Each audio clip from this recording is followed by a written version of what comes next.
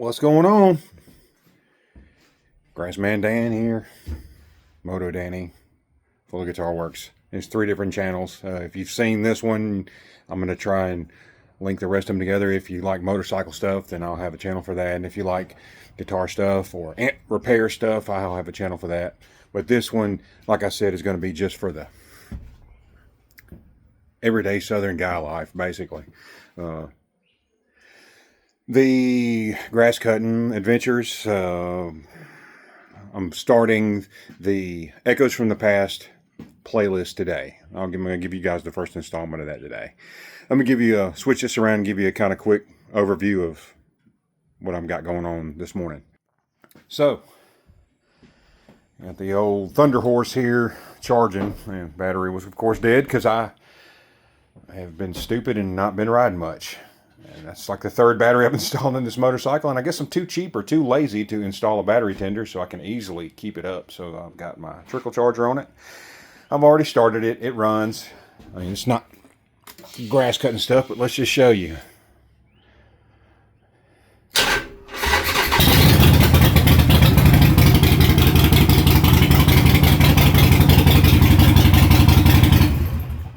Yep. There's that. Get that out of the way. Cleaning up the shop even more today. I got rid of all those packing boxes that I had in here that I do not really need. This is not going to be much of a FaceTime talking head video. I'm just going to kind of walk around and show you guys what I got going on. So today, in installment 1 of Echoes from the Past, I'm going to show you a piece of my grandfather's equipment. Right? You guys have seen this through the window of the shop a couple of times before, but this is an late 70s Toyota long bed pickup truck bed that my grandfather converted into a trailer with a cable winch. And some of the other parts of this that I'm going to show you guys over the next few days and the next few videos and the next few parts of the series. I'll explain why I think my granddad was just kind of like this, you know. It was kind of the thing the silent generation did. They just kind of made things happen. Now, I got this trailer from my uncle that passed away. Actually, I got it from my aunt, his widow, right? And she just told me to come get it if I want it because she had to get rid of it. And I thought, well, you know, my granddad built this thing. And, sorry about that. I heard the door slam over there at the shop. I had to just make sure there wasn't nobody in my backyard. But, so I couldn't let it go because my granddad built it. Look at this. This is what the silent generation did. He didn't buy hooks, right? He just built them. Both sides, right?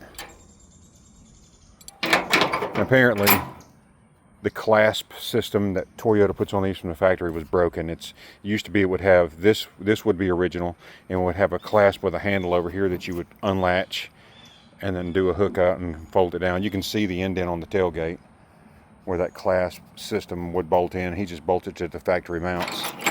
Put this piece of dog chain on here and made these 2 hooks just to hold the tailgate shut. And it's as old as it is, it still works perfectly. I mean, chains are still intact. Tailgate's in good shape. Here's the thing that's hard to understand or hard to believe. I wouldn't say hard to believe, but where we were as a human race and where we are now as far as the quality of things we build. This trailer has looked like this. Not the dirt, the rust. This truck bed has looked exactly just like this forever. What do I mean by that? Well, the trucks nowadays, well, you can see my granddad has hauled some really heavy stuff in here and tied it down pretty tight and bent the sides in. But what I mean by that now is, if this is a truck bed nowadays, see all this. It's never gotten worse. I can always remember it just being there. No gaping holes.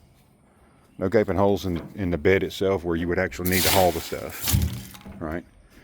But it's just, they didn't rust out back then. Now, Some people are going to say, "Oh, I've got one that's got gaping holes in it." Well, yeah, I mean the American stuff, right? And even some of the American stuff, the steel was just different. It would rust. It would surface rust, right? In certain years of even Toyota and the American stuff, it would rust holes in it, right? But I mean, honestly, I mean, even the old stuff today, when you find it, it's there. You know, I mean, 30, 40, 50 years from now, we're not going to see these new trucks on the road anymore. Not like this. But my granddad, being a technician and a salvage guy, he actually ran the original tail lights. And I remember that when I was a kid. I got that one. I don't know where the other one went, but my father-in-law, who had the trailer for the last 15, 20 years, I gave it to him. He blanked over the factory tail light spots and put these trailer lights on. That did work at one point, but I don't think they are going to work now. But my uncle, the reason why I've got this trailer on jack stands and I got the tires off, well, you can see the tires. But my other uncle would like to have this back. I reached out to him and asked him if he would be interested in it, because I'm trying to get rid of the trailers. I have that one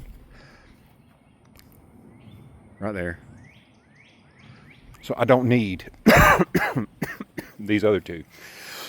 My granddad built that one too, but we'll talk about that one on a different video. That was kind of a different story. But this one, my granddad got the truck bed from a family friend off of a totaled 70s Toyota pickup. He just gave it to him because the truck was totaled. I mean, he was just going to part it out anyway, so he gave him the truck bed. And my granddad had all the angle iron just in his junk pile, right? Look at the welds. It's a stick scratch welder. That's what he used. It's all the boomers. Well, no, he wasn't a boomer. He was a silent generation guy, but that's all they used. They didn't believe in MIG and other stuff like that. This stuff is burned in so deep, you would have to cut this tongue into pieces to get it off. And it's smooth. It's not like boogers or, it's kind of unreal what they could do with just the primitive equipment they had. And the suspension is just cobbled together from parts that he found from the junkyard. Because he worked at Superior Auto, which is a salvage yard here locally. It used to be. Pretty sure it's closed now. But the coil springs, you can see they're just welded to the frame. The suspension, if I'm not mistaken, look at it close. I think Grandpa told me that these are the front knuckles off of a Vega or a Pinto or something. I don't really remember. I tell you what, man, the older generations were just very, see here, it's a tie rod end. That's just, actually it's a drag link. See there? Drag link goes all the way across. Off of a Vega or a Pinto or something. It's got grease fittings. I mean, you don't need them. It just sits here. It's a trailer axle now. Welded on this side, right? The whole frame is made out of angle iron. The leaf springs are probably off that same car that he got the front pieces off of. I'm going to say probably Pinto because it's 4-lug.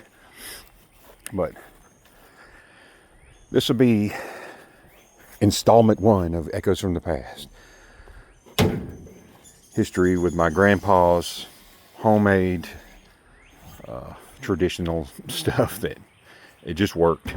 It worked. He used it. My uncle's going to use this. Everybody's wondering, well, you need a trailer that's a truck bed. Why you just get a truck. Just get a truck. Well, my uncle has a Honda CR-V.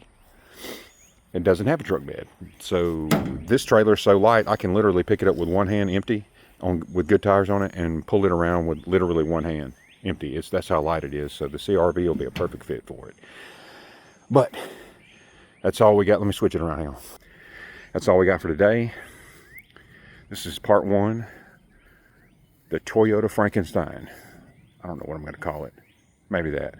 But I will see you guys down the road for part 2, part 3. Watch that playlist, because some of these videos that I put up are actually going to have more than one part.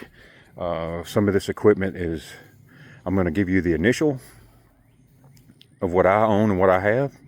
And then I'm going to research it. And I'm going to try and give you guys all the information I can. So if that's interesting to you, like, subscribe, share with other folks that might be interested in learning about old junk laying around, and we'll see you guys down the road.